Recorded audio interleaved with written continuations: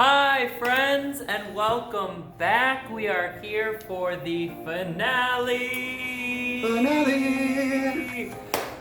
Big time fun finale episode of Netflix's The Big Flower Fight, and we are going to be blooming and pruning, picking out our favorites and talking about maybe what we don't like about the designers that made it to the finale of this show. So Garrett, why don't you tell us about what we're going to see in this challenge? So for our Fairytale finale, only 8 episodes, kind of a fast show, especially for Netflix instant TV.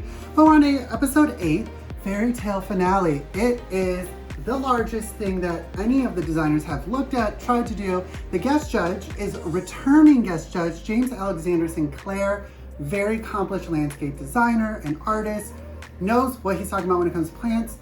Here is the prompt of what the designers have to do. There's only 3 of them, but it's huge. They have to design something up to 16 feet tall.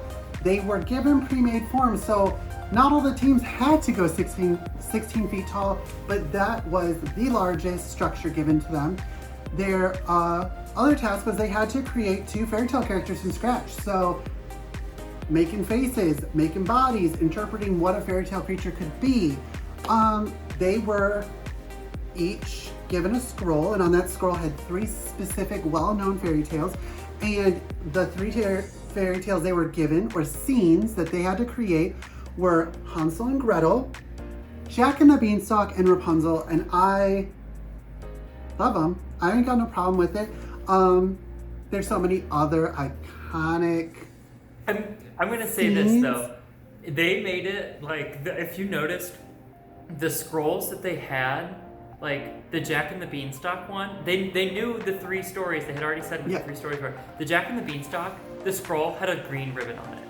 Rapunzel had a yellow ribbon.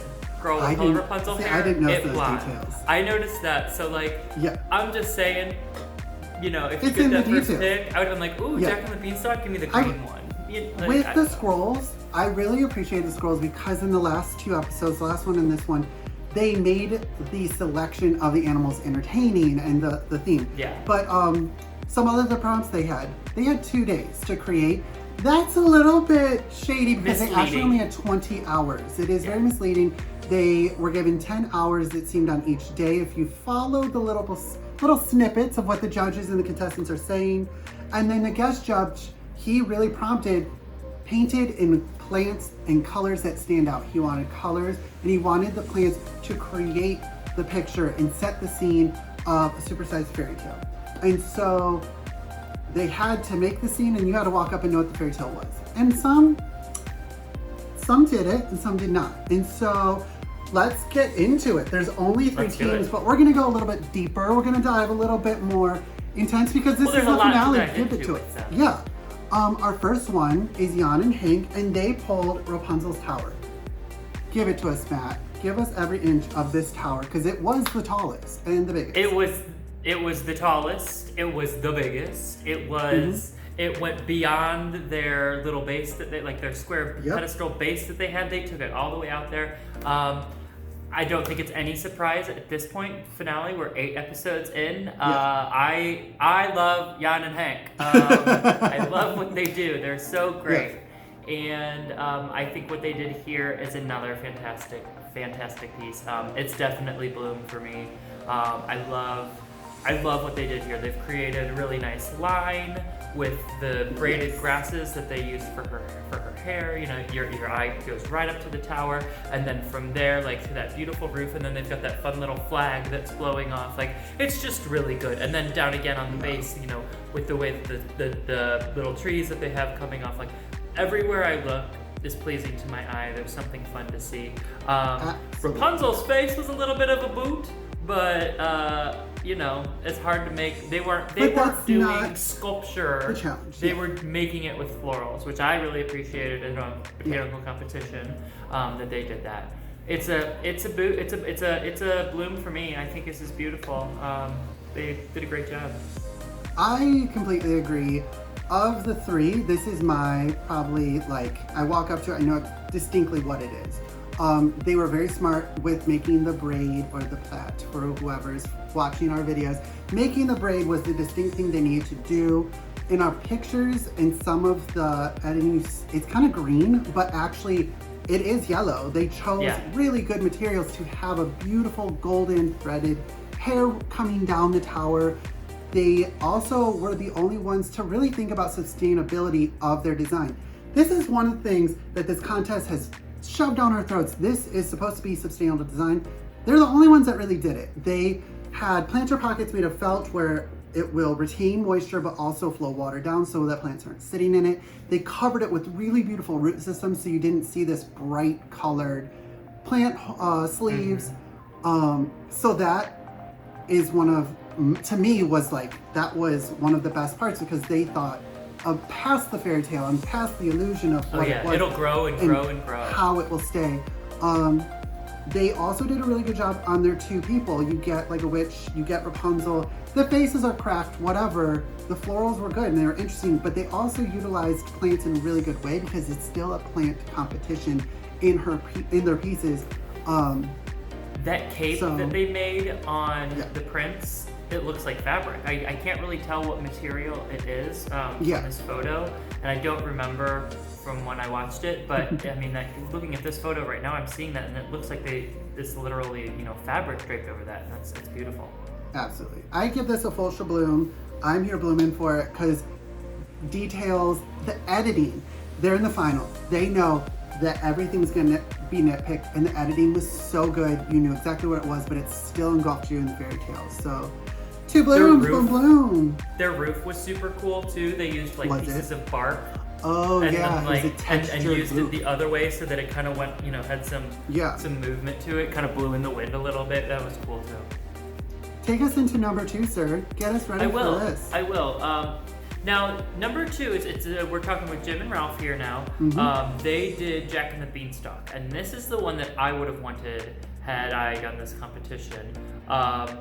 And I would not have done it in this way, unfortunately. As an independent designer, it's your own style and opinion. I completely understand. Yes. What I'm missing from in this design is the story. I feel like, and they know it, I think that honestly, just when it came down to it, they were in a little over their head on something of this scale and this magnitude and this creativity.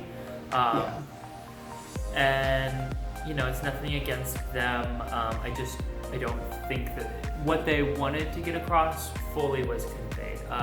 Some of their plant choice, flower choice was poor, stuff that wouldn't hold up, wouldn't continue to grow. There's a lot of willow, curly willow, and things like that in it. A lot of branches, which don't really give me beanstalk. They more give me like tree. That being said, I know this was a tough challenge, 20 hours of work, and also they had theirs wasn't as tall as like HENCK and Jan's with the tower. Solidly tall. But they had more area that was taller for them to cover. And part of this, they only had scaffolding for a limited amount of time. And the scaffolding that's another thing. Yeah, the scaffolding was not available at all times. In places too where they couldn't access parts of their design, and then even once it was taken away, they couldn't then get back to that part. So there were a lot of challenges here, and I'll give them all that. But overall, I'm sorry, Jim and Ralph. I love you guys. I loved your heart this season, but this is a prune for me. I agree. It's a prune. They had a very interesting base. It had 3 full tendrils. There was a spot to make the clouds. And you could see that they had intention in certain parts, but I think that they got lost in the story like we've seen with many competitors before. They really wanted to focus on the clouds, then they were worried about this boot, and then they wanted the goose. And everything lacked the finite detail of focus on key things. Where's Jack? Where's the beanstalk? Where's the fairy tale? I appreciated the boot put into it, but when you look at the cloud, they used fresh hydrangea plants cut and then bound onto branches and suspended. If you want to really do that technique, while you have 20 hours, I would have dried the hydrangeas if I could. They're not the right hydrangeas for drying really anyways. But I would have avoided them to begin with, maybe base the color on the ground, but the hydrangeas were not the best bet to go with. Unless I have a preserved oak hydrangea, I'm not touching the hydrangea in an outdoor installation piece. If they had dry products again, if they had Sarah and Jordan's blue type of dried hydrangeas, flawless. Put some pink in it, whatever. Details. It was all in the details. I know while the judges were saying nice things about the swan, I actually liked the wings, but the rest of the swan was too cartoony for everything else not being. There was a miscommunication in my mind between Jim and Ralph. Well, Ralph was making a very natural other character to be Jack, and then the swan is more cartoony and two very different people making different things.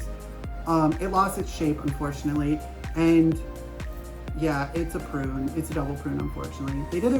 They did do covering, and they did get to the end, but it wasn't clean and detailed enough. So, Yeah. but double prune, unfortunately. But the next one, our third and final competitors in the final were Andrew and Brian. Because there's only Spoiler. 3.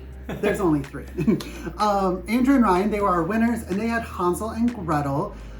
Hansel and Gretel's house is what they titled it, which to me was problematic, and I have opinions.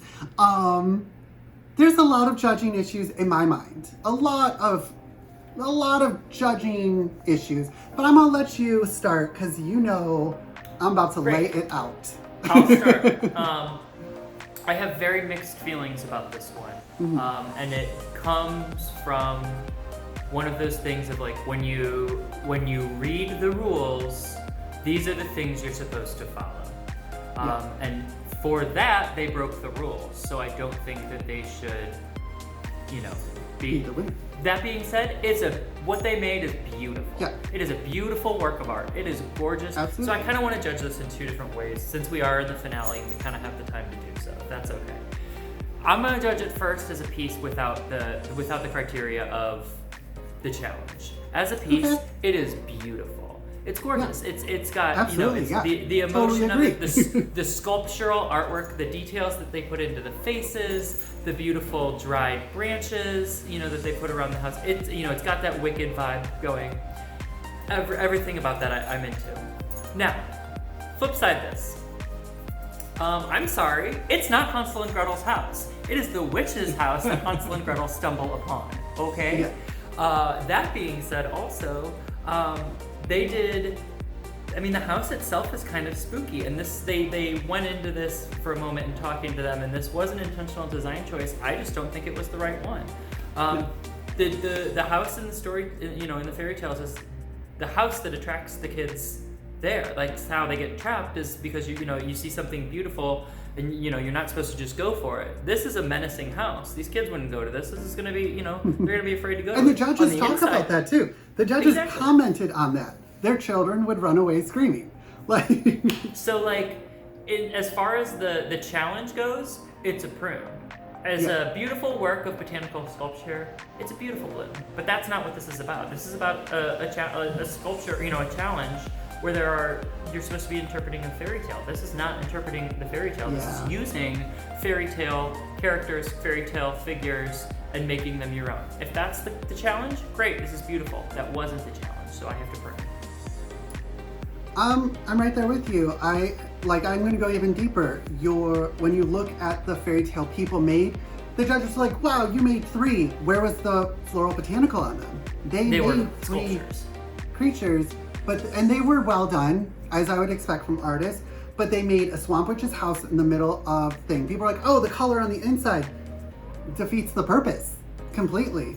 The inside is where she cooks the kids. As you can tell, I love fantasy. I love dark fantasy. I love grim fairy tales. Matt knows I have a whole second bedroom just filled with fantasy, science fiction literature. It's my vibe. It very is much things I love to put into my design. And so when they were like, we're gonna go with dark Hansel and Gretel, okay. I was still along the ride, but I need poisoned apples. I need the candy to look like it's being corrupted. I need the house to be beautiful. Present it in a way that it's also, they're already trapped in maybe the illusion. It's not, they didn't even sell the dark story well. They literally just have a witch in a swamp with some kids and the inside had color. The house in no way can sustain itself with how they planted them backwards, which cool effect, but at the same time, every single category, even with the dried, they said it's gotta last. But yeah, those will wilt by morning.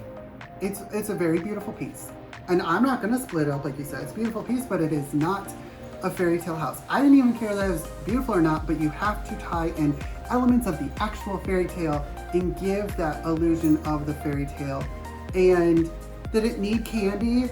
Not necessarily, but I needed candy that looked like it was being corrupted. I needed some kind of element that brought not visual darkness, but that mood of the illusion and the beauty kind of cracking in a way. You still needed something there to break the barrier of good to evil. So if it was candy shattering with darkness between it, there's so many ways to take it darkness really, really well, and it completely failed. One comment the judges also made was that his fairy tale people or creatures, the scale was completely off. And I kind of agree, but at the same time, if you wanted to go dark, the scale of a daunting house, if they had sold it that way. I'm really good at BSing my way through anything, and I could have told a story that could have wound this every which way, but there's so many unnecessary elements put into this house that did nothing and had nothing to do with it. People are like, wow, the color on the inside had nothing to do with the actual story, the fairy tale, or anything. So unfortunately, there was, to me, if I was walking up at a judge, I'd be like, what am I judging? You're already starting out behind Jack and the Beanstalk because you haven't followed anything that was required or asked for. They also asked the colors to be like a painting. We got that from other teams. Even with the cloud, even though it was dying a little bit, the colors were made to look like they were blending together. The textures going up, the Tower of Rapunzel. Here, I get what they were doing on the inside, but there was no dimension. There was no actual use of color harmony and it was just colors on wall. And the coolest things were not floral botanicals. When you see the stove, when you see the cage and all those elements, it had nothing to do with the design. So unfortunately, again, and it sounds like we really don't like Andrew and Ryan. We think they're amazing designers. We just have no clue. And they're amazing artists. And I think this comes back to judging. Throughout the whole competition, they were never told what could make it better or what was wrong. It was very sugar, very hurt your teeth sweet, and they should have not won, in my mind, because they weren't following. Just like with the T-Rex, literally being a moss sculpture, how did it win? It was good, and it deserved to go to the final, but at the same time, absolutely not. So, she's a strong prune. She's like what? Like a very confused, what's going on? I don't understand why. Cool piece, but that's not what it was supposed to be. Absolutely. So here's our three. What do you think? Who do you think should have been in the final? Tell us in the comments. Matt, why don't you tell me who you would have thought would have killed this final and why?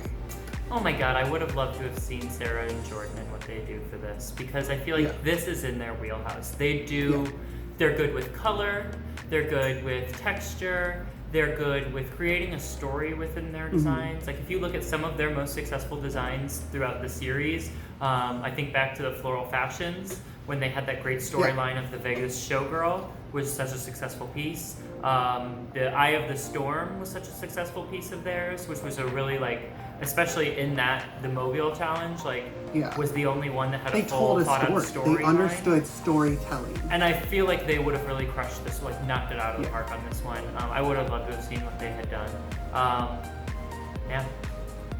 I think I totally agree. Either them or them.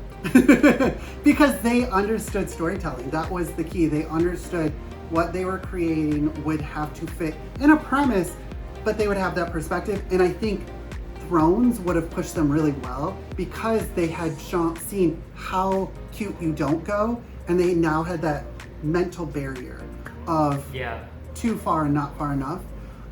What would be, minus the fairy tales here, what fairy tales would you have liked to have seen represented? What would be your dream fairy tale to make in a large scale plantscape if you were in the final? Oh, that's a great question. Put me on this. We don't prompt. Matt and I get on and we go. We don't actually prompt with each other, folks. Oh girl. I would love, I don't know, I like the dark ones. I like the dark. And so that's why I was excited about the Hansel and Gretel, and I was so disappointed that they in their perspective of what they're going to do. In their perspective of dark, I didn't think it was, I don't know. I love, a good witch gonna eat some babies or some children. Oh, Little Red Riding Hood would have been a great one for this. Oh, yes. I would have taken Little Red Riding Hood or Goldilocks and the Three Bears in that house. Were there 3 little pigs, girl? Yes! Half part of the house looking like it's being blown away! I would have liked to have seen something. I want 3 different distinct fairy tales. Give me like The Little Mermaid or something underwater. Give me something in the sky and something on the ground. Give me 3 very different fantasies. If they do a fairy tale thing like this again, give me evil villains like castles. Yeah. Just give me castles in general, because imagine how expansive castles could be. You're not pegged into, you have to make this person's castle. You can go dark and you can go mysterious and it could be anything. You could go very light in fantasy. You go Japanese. Give me some shishi lions that look like shishi lions. Like, you could really go any culture and realm. So I would say give me broad range fairy tale or 3 distinct, like Little Mermaid, Hansel and Gretel, like Little Red Riding Hood, and then 1 other that's just completely off the field. Yeah. So, well, we do have to choose a top bloom of the week. I think it was already obvious since there were only 3. Absolutely obvious. Go right ahead. You all know. Hank and Jan. They killed Hank it. and Jan. They hit every single prompt. I don't know what the judges have against them, because they had the height, they had painted it with color. It was the exact fairy tale when you walked up to it, and it was the scene of the fairy tale.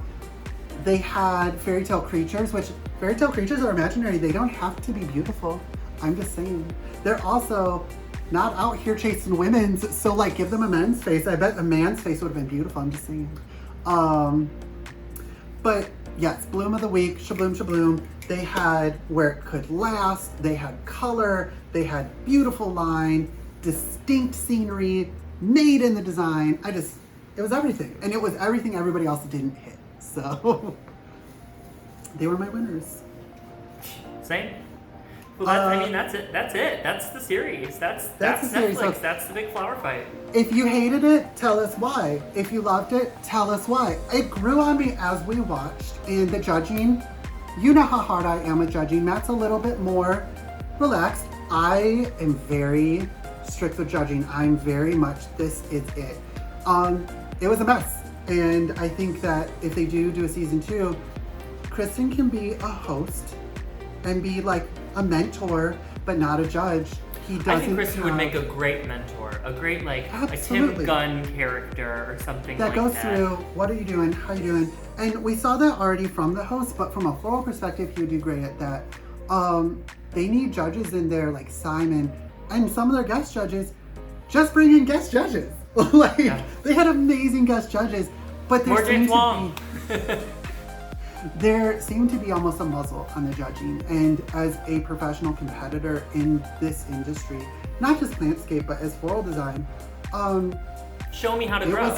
It was embarrassing to see that there was no, how do you get better? This is bad, but why? I agree. I feel like there were a lot of people within our industry that weren't very happy with this show once the previews and stuff started coming out.